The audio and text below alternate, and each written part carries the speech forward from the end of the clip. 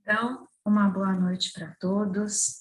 Mais uma vez que a gente se reúne, graças a Deus estamos todos juntos, e isso é muito bom. E a gente vai agradecer agora, numa oração, a nossa união, a possibilidade de a gente estar aqui junto, sabendo que estamos todos protegidos, amparados e fortalecidos, né?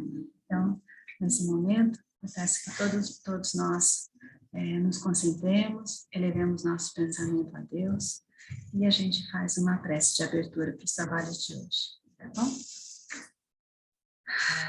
Senhor Deus, Pai de infinita misericórdia, pedimos o vosso amparo, o fortalecimento para as nossas vicissitudes, que são tantas e várias, das quais nem temos tanto conhecimento. Sabemos, porém, que o vosso amparo é forte, é perene e nunca estamos sozinhos. E fortalecidos nessa fé, nós oramos em louvor a vós, agradecendo por tudo, por todas as bênçãos, por todas as luzes que são lançadas em cada passo do nosso caminho. Gratidão, Senhor, pela oportunidade de estarmos aqui reunidos, encarnados e desencarnados, com o mais alto propósito de nos unirmos, de nos curarmos, de nos fortalecermos, de aprendermos e, de alguma forma, conseguirmos ter a nossa consciência ampliada e utilizarmos os nossos conhecimentos no nosso dia a dia, a fim de que, passo a passo, consigamos um dia chegar até vós. Gratidão, Senhor. Pai nosso que estás no céu, santificado seja o vosso nome, venha a nós o vosso reino, seja feita a vossa vontade, assim na terra como no céu. O pão nosso de cada dia nos dai hoje, perdoai as nossas ofensas, assim como nós perdoamos a quem nos tem ofendido. Não nos deixeis cair em tentação, mas livrai-nos do mal. Amém. Então, boa noite a todos. Aqui a gente ainda não cumprimentou, Paula, Isabela, sejam muito bem-vindas. Hoje é a segunda terça-feira do mês e, como é esquematizado aqui, que nos foi orientado, hoje é o dia do tratamento espiritual. Então, é o dia em que o plano espiritual nos auxilia a fim de que a gente seja instrumento para as manifestações daqueles nossos amigos perdidos na ignorância. E nós buscamos, né, fazer um estudo e aprender um pouquinho mais nessa linha de raciocínio, entrando nesse tema. Hoje, a gente vai, não ficar livre um pouquinho de mim, hoje quem vai conversar um pouquinho com a gente vai ser a Maria Clara, nossa querida amiga trabalhadora aqui da casa há muito tempo, e nós vamos aprender um pouquinho mais com ela, tá bom? Então, que bom que todos estão aqui presentes, nós agradecemos de coração que estejamos todos juntos. Então, Maria Clara.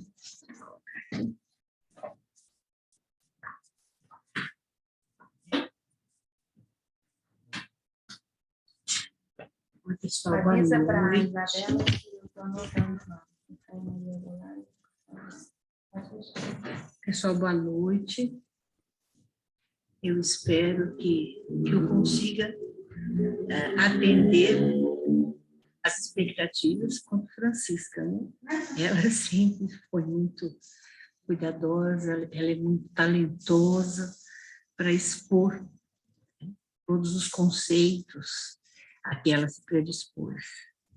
E ela tem falado muito e tenho acreditado que vocês passaram a ter esses conhecimentos de obsessão, de auto-obsessão, de desobsessão, enfim, vocês conseguiram ter uma gama, acredito que tenham tido uma gama de informações que deixou muito claro como que funciona este fenômeno. Eu, portanto, prefiro já partir para uma nova abordagem e que eu gostaria, talvez não consigamos completá-la hoje, mas teremos chance de continuar, de dar prosseguimento.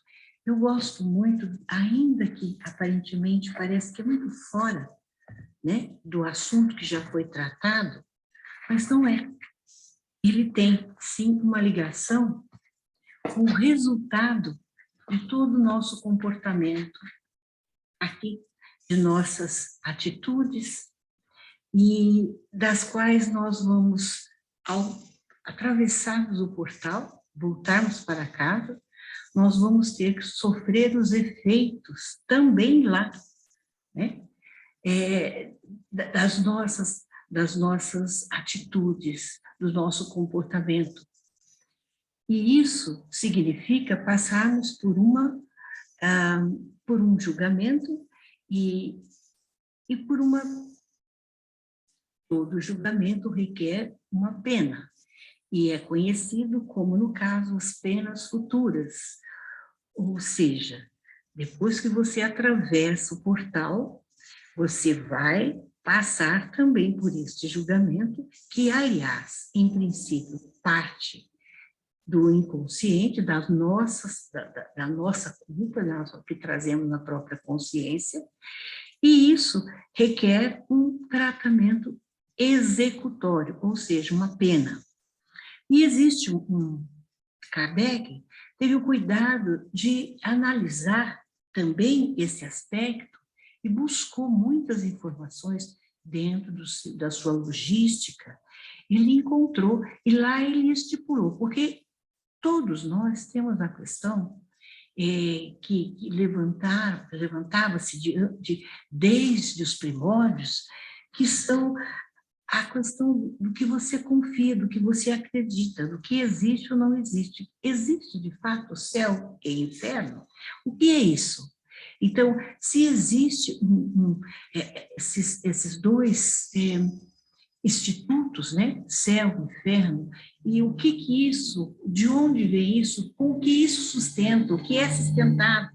Então, são leis, como são as leis que regem essa situação? E isso foi levantado, foi questionado e foi analisado por ele, e ele criou, num dos seus 5 livros, ele tem exatamente o que define céu e inferno.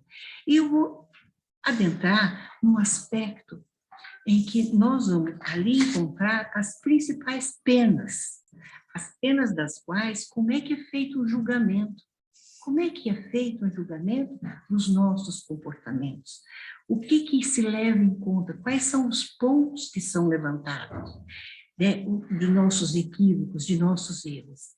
Então, ele já começa, a doutrina espírita deixa bem clara, né, como tal, o que isso significa. Então, ele já começa explicando, nós, os seres humanos, ninguém nunca imaginou que as almas, após a morte, devam se encontrar nesta ou naquela situação. Todo mundo lembra-se que, a princípio, se acreditava que morreu, acabou. Mas não, com a doutrina espírita, tudo isso veio à tona. Não, a vida continua. Então, vejam, somos os seres que deixamos a Terra hoje e vamos iniciar nossos mistérios na vida futura. E eles trazem para a gente essas informações. Eles contam a situação de ser feliz ou infeliz, as suas impressões e transformações com a morte do corpo. Ou seja, deixamos o corpo e lá a vida continua. Mas passamos por um processo, por um julgamento.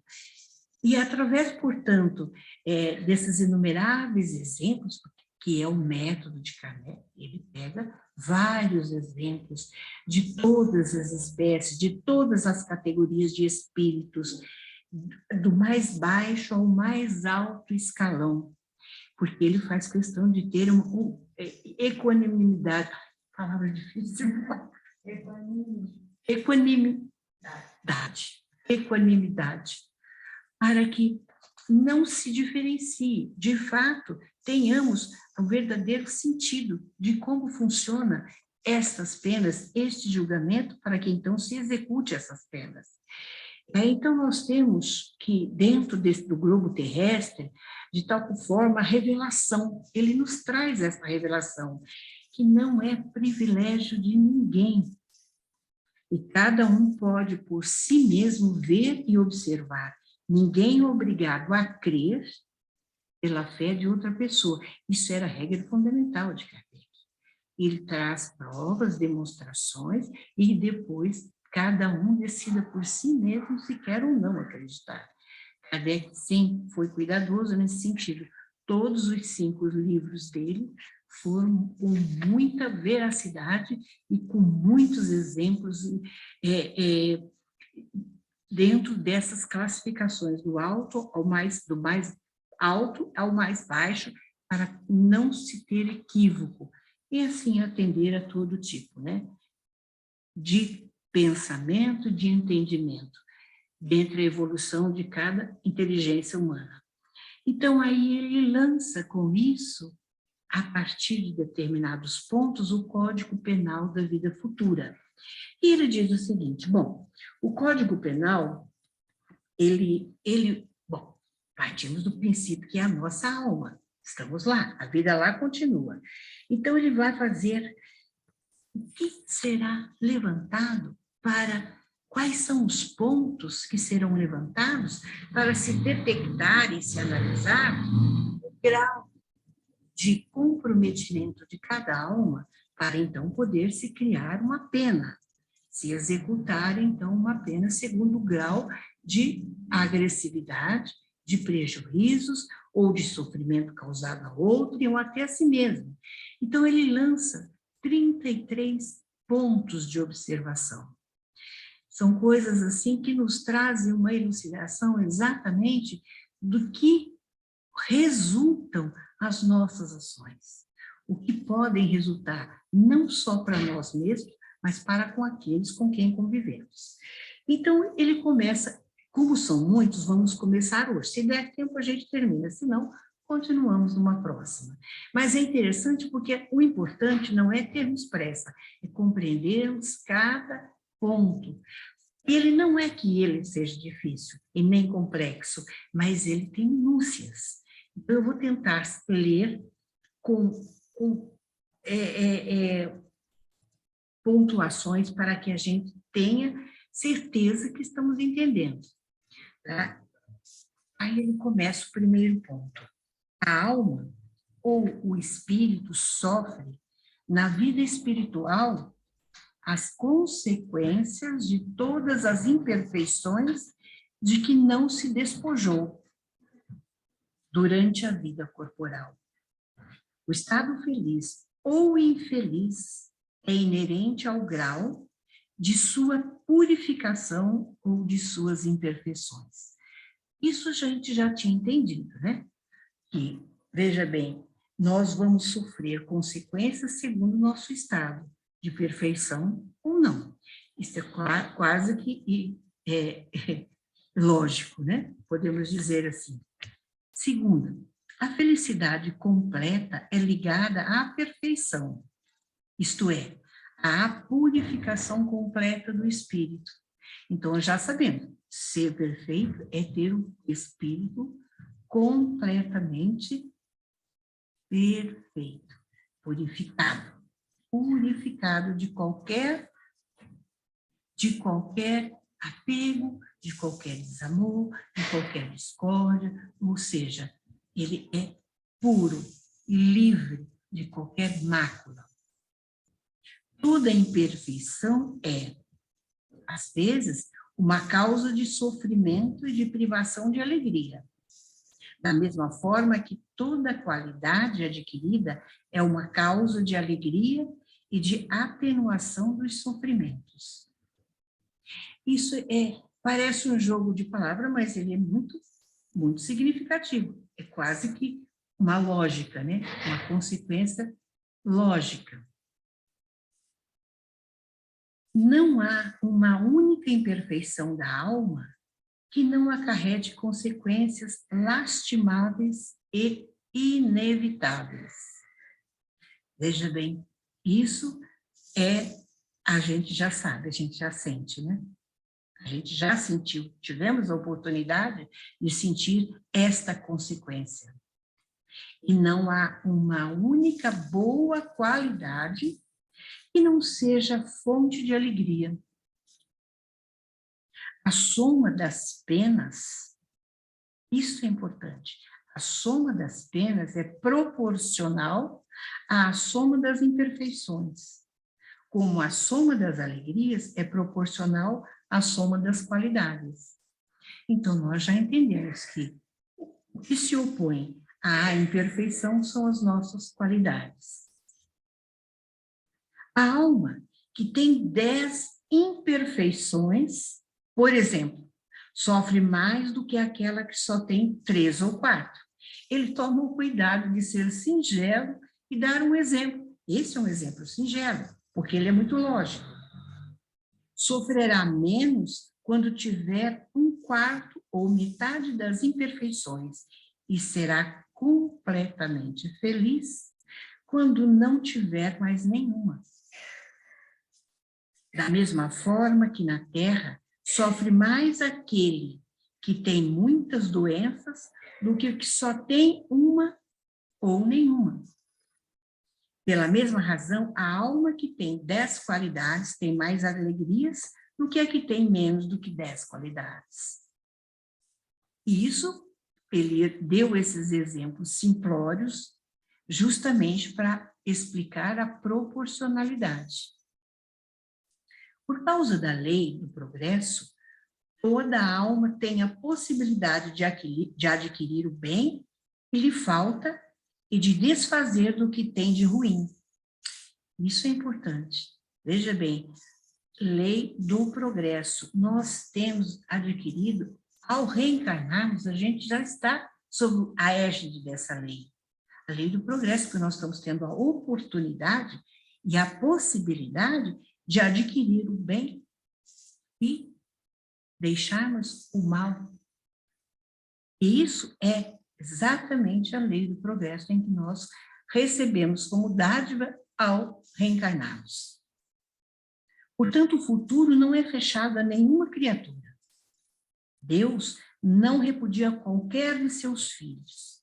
Recebe-os em seu seio, à medida que atingem a perfeição, deixando assim a cada um o mérito de suas obras. O quinto ponto. O sofrimento é ligado à imperfeição, como a alegria à perfeição. E a alma traz em si mesma seu próprio castigo. Não importa onde esteja. Qual é esse castigo? A imperfeição, né? Não importa onde esteja. Não há necessidade de um lugar circunscrito. O inferno é qualquer lugar onde existam almas sofredoras, como o céu é qualquer parte onde existam almas felizes. Ou seja, ele já começa a vislumbrar aqui que não existe um lugar específico, circunscrito. Aqui é o inferno, aqui é o céu. Não, é onde está a alma, onde ali ela tem a chance de se aperfeiçoar. Ou ela vai passar pela purificação, que seria o sofrimento, ou então ela vai ficar passando, sendo feliz, uma vez que ela já atingiu uma perfeição. Sexto, o bem e o mal são produtos das boas ou das más qualidades. Não fazer o bem que se poderia é o resultado de uma imperfeição.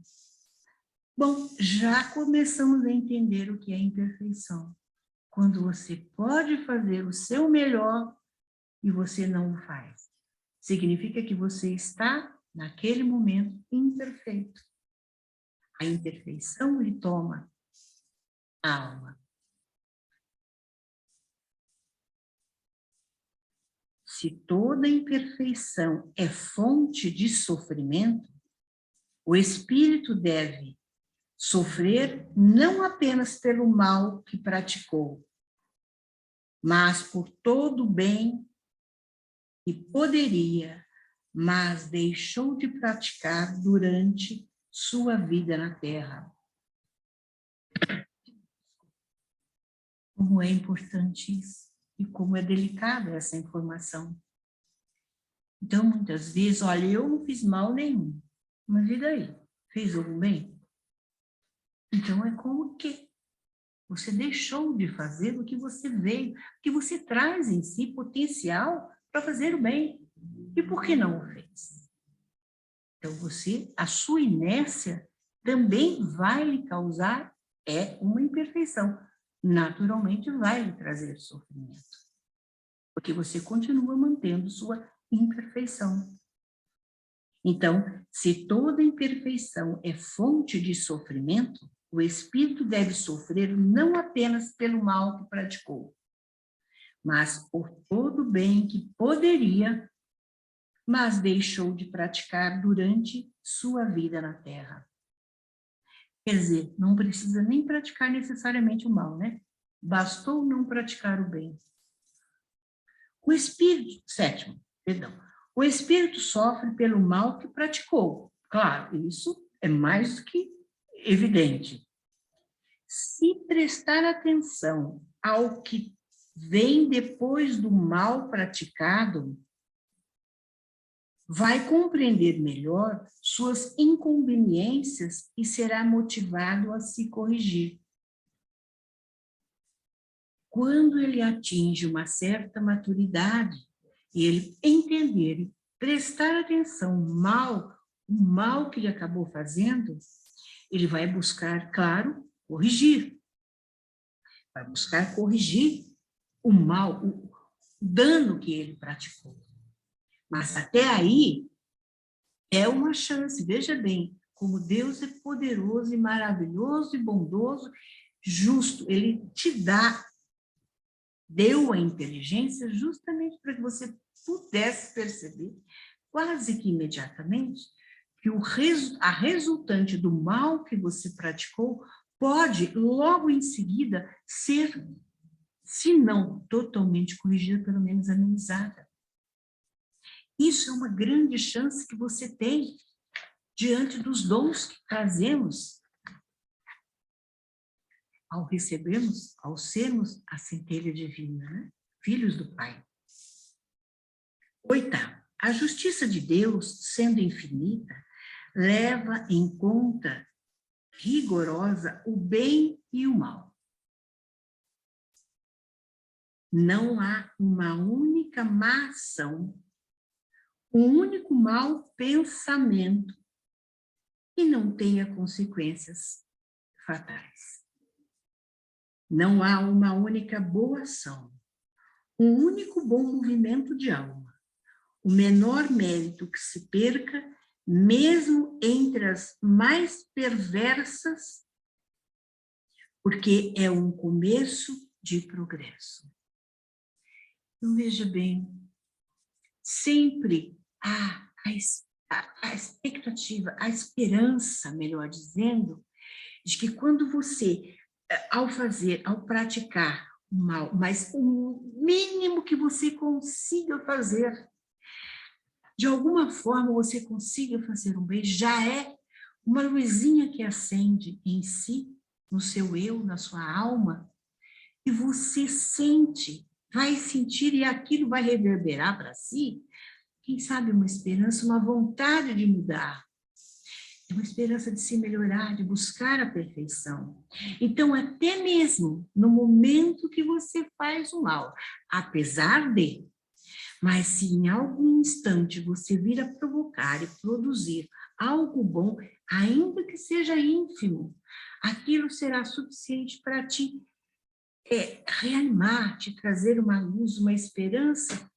Isso porque nós temos já em nós a tendência do amor infinito, porque somos filhos do Pai. Nós tendemos sempre a ser o melhor e a evoluir. Somos atraídos à evolução automaticamente, mesmo que ainda fiquemos presos à imperfeição por algum tempo. Mas em determinado momento, a partir de um pequeno movimento do bem, já tem início a nossa evolução. Toda falta cometida, todo mal realizado é uma dívida contraída e que deve ser paga. Isso não dá para esquecer. Se não for em uma existência, será na próxima ou em outras. Porque todas as existências são solidárias entre si. Esse axioma é importante, a gente não deve esquecer. As vidas se interligam, nossas vidas. Então, nós trazemos vidas e vidas e cabem a cada um de nós colher exatamente o que plantamos dessas vidas, que nos diz respeito. O que foi pago no presente não terá que ser pago uma segunda vez. E isso a gente compreende já, né? Até pela nossa vida cotidiana. 10º, o espírito sofre as consequências de suas imperfeições no mundo espiritual ou no mundo corporal. Todas as misérias, todas as vicissitudes que se suportam na vida corporal são provenientes das imperfeições, expiação de erros cometidos ou na existência presente ou nas anteriores. Então, a gente já pode começar a sofrer nesta vida mesmo. Não precisar esperar ir para a erraticidade para começar já colher os frutos, né? Os frutos desta existência na própria existência. Quando não, já se soma, inclusive, das existências anteriores. Então, essas duas possibilidades existem.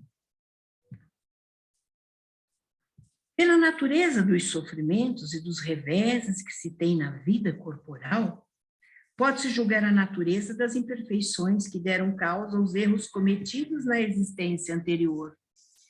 A gente até costuma fazer uma brincadeira nesse sentido, né? Olha aqui minhas asas, olha como são minhas asinhas, tá vendo que são maravilhosas? Então, por isso que eu não tenho problema nenhum, não sofro nada, não passo por expiação, não passo por provas. E é justamente isso. Então, nós sabemos, a nossa alma sabe o que é que nós estamos passando. A nossa alma sabe por que estamos colhendo esses frutos. Só precisamos ter a vontade de mudar a plantação, de limpar o terreno e renovar a plantação. A expiação varia segundo a natureza e a gravidade do erro. É uma coisa bem óbvia, né? Aí, no caso, o mesmo erro pode ter expiações diferentes de acordo com as circunstâncias agravantes ou atenuantes em que foi cometido. A gente percebe muito isso, só vou dar um exemplo no caso dos suicidas. Existem agravantes e atenuantes aos suicidas. Não é mais uma coisa como se pensava, suicida está condenado, não. Então, em todas as outras circunstâncias, também existem essas atenuantes e agravantes. E, claro, estão sempre bem anotadas, se não no nossa consciência, também no nosso campo áurico, no nosso perispírito, o registro, lá está, eu costumo brincar no nosso HD, né? 12. Não há uma relação à natureza ou à duração do castigo. Nenhuma regra absoluta e uniforme. A única lei geral é a de que todo erro recebe sua punição e toda boa ação sua recompensa de acordo com o seu valor. Então, exatamente, colhemos o que plantamos. Se plantou o bem, vai receber o bem, né? As alegrias, ele chamou de alegrias, né? Felicidade. A duração do castigo é subordinada à melhora do espírito culpado. Isso é importante. Trabalhar a culpa. Então, devemos partir da culpa. Porque, veja bem, a duração do sofrimento, da dor, está intimamente ligada à culpa. Nenhuma condenação por um tempo determinado lhe é imputada. Não existe tempo indeterminado. Sempre existe a possibilidade, até porque nós sabemos, não podemos esquecer que somos eternos. Mas ainda assim, toda a culpa, todo o sofrimento tem interligado a ele que há um mal que ele praticou. Lembra lá no início que ele disse que existe uma correlação, uma correspondência, o peso do que você praticou ao peso da sua punição? Ali existe uma junção. Então, nada é infinito nesse sentido. Não tem que ser, tipo, morreu, foi para o inferno e vai para o resto eternamente. Não existe isso. O que ele quis dizer, em outras linhas, foi justamente isso. Você não existe uma condenação eterna. Temos a chance, a oportunidade, sempre, de recomeçar. O que Deus exige para colocar fim aos sofrimentos é uma melhora séria, efetiva e um retorno sincero para o bem. Então, veja bem, quando nos afastamos do bem, é exatamente quando fazemos o mal. Fazemos o mal porque nos afastamos do bem. É óbvio, né? Tá tão lógico, parece brincadeira isso. Então, não existe o mal já. O que é o mal? O mal é exatamente você ser afastado do bem, de fazer o bem. Mesmo, lembra lá no início, mesmo que, o que eu disse lá no início? Lembra? Mesmo que você faça o mal, se você fizer algo de bom, ainda assim, você terá em si, uma grande oportunidade de acender essa luz, de ser aí que eu chamaria exatamente no que ele disse aqui. Nós vamos ter uma atenuante. É aqui que vem a história da atenuante. Então, lembre, mesmo que tenhamos praticado mal e busquemos agora, de alguma forma, praticar o bem, ou mesmo que logo em seguida percebamos que é possível fazer qualquer bem, algum outro, um ponto de luz que seja, nós estaremos provocando e realizando uma atenuante. O espírito é, assim, árbitro do seu próprio destino. Olha que maravilhoso. Então, nós é que decidimos as nossas próprias penas. Você vai querer continuar sofrendo? Continuar sendo imperfeito? Você é o árbitro disso. Pode prolongar seus sofrimentos pelo endurecimento no mal, ou suavizá-los e abreviá-los pelos esforços de fazer o bem. Olha, esforços de fazer o bem, mesmo que você não consiga da primeira vez, mas você se esforçou, isso é considerado. E na próxima você já vai conseguir alguma coisa, e você vai evoluindo, vai melhorando, vai se aperfeiçoando. Qualquer condenação por tempo determinado teria o duplo inconveniente, ou de continuar a fazer sofrer o espírito que estava melhorando, ou de libertá-lo do sofrimento, enquanto o espírito ainda estivesse praticando o mal. Como que ele vai? Se ele está praticando o mal, ele não está ainda sentindo efeitos da pena que é o sofrimento. Deus, que é justo, pune o mal enquanto existe e deixa de punir quando o mal desaparece. Em outras palavras, sendo o mal moral uma causa de sofrimento, o sofrimento existe tanto tempo quanto persista o mal. E diminui de intensidade à medida que o mal enfraquece. Lembre, a partir que você se esforce em fazer o bem, você já está ganhando pontos e já está atenuando o seu sofrimento. Estando a duração do castigo subordinada ao aperfeiçoamento, o espírito que jamais melhorasse sofreria para sempre, a sua pena seria eterna. Por quê? Porque ele continuaria preso ao mal. Não tem como, não há como. O castigo dele é o próprio mal, que ele não... O sofrimento de não vivenciar a alegria, vivenciar a felicidade. Uma condição inerente à inferioridade dos espíritos é não conseguir ver o fim de sua situação e acreditar que sofrerão para sempre. Para estes, um castigo pode parecer eterno. Pode parecer, não significa que é. Lembra, não existe uma condenação eterna.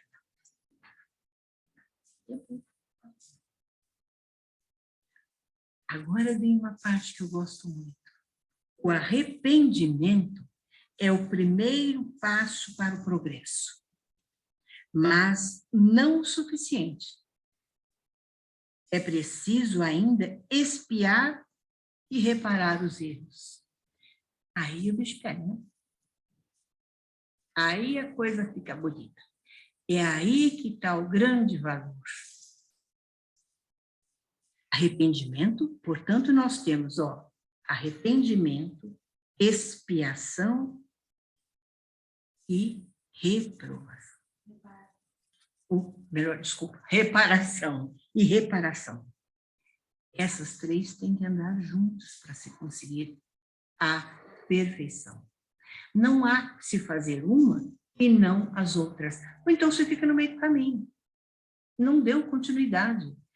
A partir do momento que você se arrependeu, eu me arrependo. Ótimo, ai que bom. Estou arrependido, desculpa, não vou fazer. Estou arrependido, não vou fazer. Tá, mas e aí? Só pedir desculpa resolveu? Você me machucou, você quebrou, você fez um mal. O que você precisa fazer? Porque não adianta falar, me desculpa, tá? Me desculpa, resolve? Não. O que é necessário? Eu me arrependi, eu vou precisar... Engraçado. Para eu reparar, eu preciso... Como é que eu sei que eu preciso reparar? Como é que eu sinto que eu preciso reparar? Porque, veja bem, o que é valor para mim pode não ser valor para você. Eu posso ter ferido o seu... Vamos dar um exemplo assim. O teu animal. O teu animalzinho. Eu fui lá, eu fiquei com raiva dele, não gosto dele, bati nele, machuquei teu animalzinho. Tá? Não falei nem filho. Falei um pequeno, o seu animalzinho. Que é hoje um filho, né? De alma. Mas a gente... Quer dizer, aparentemente é um bem menor. Ai, desculpa, sabe o que é? Eu não sabia, eu achei que ele fosse me atacar, que ele fosse me agredir, então eu o agredi. Tá, pediu desculpa e vai fazer o quê? Você tem algum cachorrinho? Você tem um animalzinho? Você sabe quanto dói? Você tem, você já vivenciou? Você tem? Às vezes, o meu arrependimento depende do que eu posso sentir. Como é que eu posso sentir a dor de alguém que foi ferido, o seu animalzinho, se eu nunca nem tive um animal? Nunca vivi isso, eu não sei o que é este sentimento. Então, às vezes, a gente fica muito preso. Para eu, sinceramente, me arrepender é justamente nesse sentido. O ser profundo, eu preciso ter a mesma, sentir em mim o quanto isto dói. Ah, você não tem nem um animalzinho para sentir, mas tem alguma coisa que você gosta muito. Você vai perder. E não tenha dúvida, a natureza, a lei divina, a lei do retorno é pá! Você vai ter que sentir, você vai sentir, você vai espiar, você vai lembrar. Puxa vida, agora eu sei quanto dói. Agora eu sinto, eu sei quanto custa. Então, aí o que você imediatamente, não mais hoje você vai, eu me arrependi sinceramente. Agora não é só um arrependimento, porque agora você sentiu na sua alma, você espiou, você sentiu o mesmo peso da dor. Então, esse arrependimento, você pode ter certeza, e arrependimento nunca mais você vai esquecer, porque você sabe. Mas não significa que a pessoa que necessariamente não sentiu, não teve a capacidade de vivenciar uma dor, ela também não saiba se arrepender. Sim, porque ela pode ter por uma equivalência. Eu não tenho nenhum animalzinho para saber a mesma dor, mas eu tenho uma planta que eu gosto muito, eu tenho algo que eu gosto muito, e se ela morrer, de repente, eu levantei de manhã, está lá, murcha, morta. Ai, quer dizer, eu vou ficar... E eu cuidei tanto, tanto. Sabe, vai sentir a dor. Então, por equivalência, ela vai compreender. E aí ela vai reparar, ela vai atrás da reparação. Quando ela encontrar um outro animalzinho ferido, ela vai procurar socorrer. Ou então ela vai, se possível, socorrer aquele mesmo, procurar pela família. Está bem o animal, desculpa como é que ele está, posso te ajudar em alguma coisa. Vai buscar reparar. Se não naquele animal, vai reparar nas oportunidades. Porque aí entra aquela história que Jesus explicou. Quando você ajuda o próximo e você não conhece quem é o próximo, aquele que está no seu caminho. Eu nunca mais vi essa família, mas eu encontro outro pelo caminho e ajudo. Então, eu passo a ajudar alguns animais, Então, agora eu passo... a partir disso, eu desenvolvi em mim esse conhecimento, essa perfeição. Mas eu precisei passar pelos 3 processos. Esses 3 processos são muito importantes. O arrependimento suaviza as dores da expiação, o que dá esperanças e prepara os caminhos para a reabilitação. Mas a reparação só pode anular os efeitos, destruindo a causa. O perdão seria uma graça e não uma anulação. Esse último, nós vamos repetir numa próxima oportunidade, que é muito importante, é o 16, tá?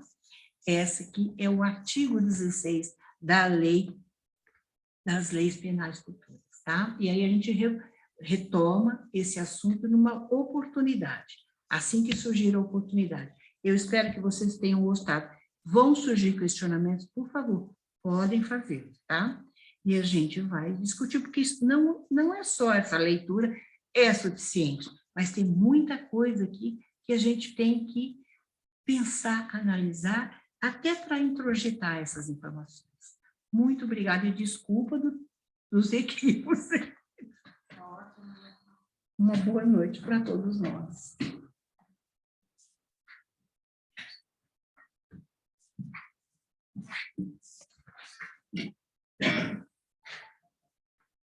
Bom, a gente fica muito agradecida, Maria Clara, pelo estudo que nos foi apresentado hoje. Com certeza a gente realmente pode refletir muito, e isso faz muito bem. Tudo que nos é trazido e sobre o que a gente se dispõe a refletir, com certeza pode nos trazer crescimento, né? Então, a gente agradece, obrigada, Maria Clara, pela sua disposição, pela sua apresentação, né? Com certeza a gente retoma. Então, hoje ela foi até metade, né? São 33, foram 16, tá ali, né? Então, depois na próxima, se você quiser, retoma. Então, que todos nós possamos agora nos concentrar, vamos fazer uma oração, pensando, todo mundo já separou a água aí do lado, separei a minha aqui também, e que a gente possa pedir aos nossos bons amigos espirituais que abençoem essa água, que fluidifiquem, que nos tragam boas energias, que nos orientem, que nos iluminem, que nos abençoem por toda a nossa semana. Se Deus quiser, na próxima terça-feira a gente está junto. Eu vou encerrar hoje orando com a prece de Cáritas. Essa prece, ela foi psicografada no Natal de 1873.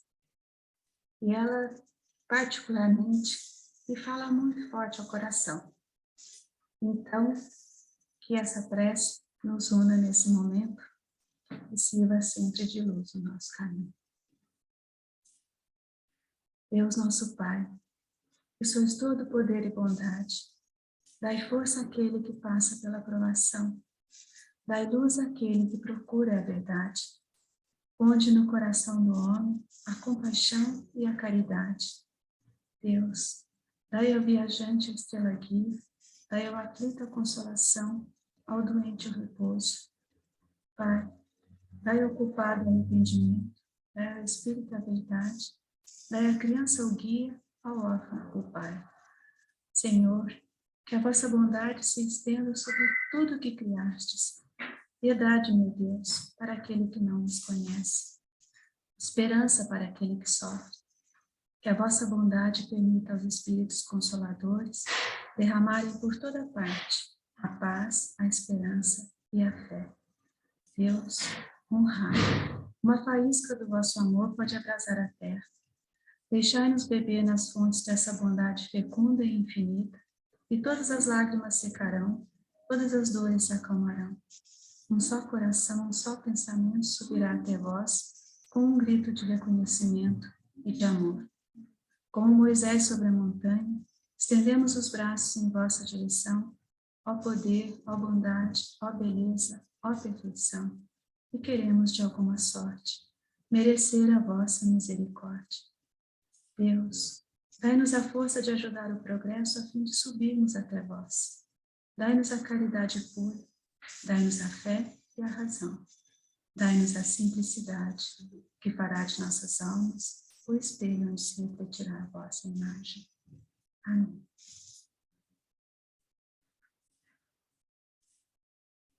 Então, enviando um grande e carinhoso abraço a cada um, a cada coração, que nós tenhamos uma excelente semana, que nós possamos nos movimentar e conseguir passar pelas nossas vicissitudes, conseguir de alguma forma caminhar da melhor forma possível, sempre com a certeza de que nós somos amparados, nós nunca estamos sozinhos e que nós estamos unidos, e que este centro é um lugar de muito amor. Que bom, que alegria que nós estamos juntos. Viu? Então, se quem quiser, que possa soltar um som para a gente despedir em conjunto, como sempre. Uma boa noite a todos, uma boa semana. Boa noite. Boa noite, gente. Boa noite. Boa noite. Boa noite.